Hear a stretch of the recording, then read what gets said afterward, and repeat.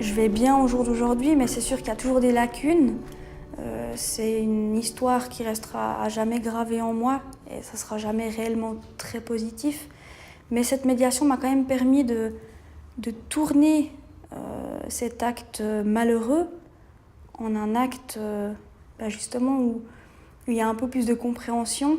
Ça m'a permis justement d'entendre ses paroles à lui, d'entendre ses excuses, d'avoir sa propre version des faits, d'être reconnue en tant que victime. Et je trouve finalement aussi qu'une des plus belles parties a été que j'ai pu en face à face lui donner le pardon. C'était quoi pour vous, lui donner le pardon? C'était me pardonner à moi-même.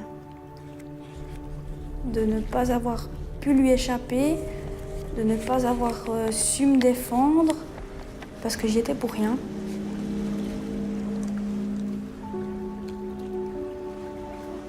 Jour après jour, nous rencontrons des êtres.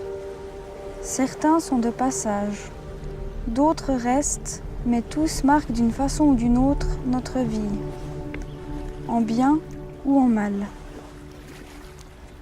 Toi, tu as été de passage jusqu'à ce jour où tu as abusé de moi,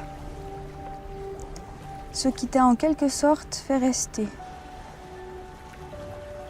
Je me rappelle d'une image que vous avez donnée aussi qui était assez extraordinaire. Vous disiez, c'est comme si on est lié par une corde, puis il y a un gros nœud au milieu.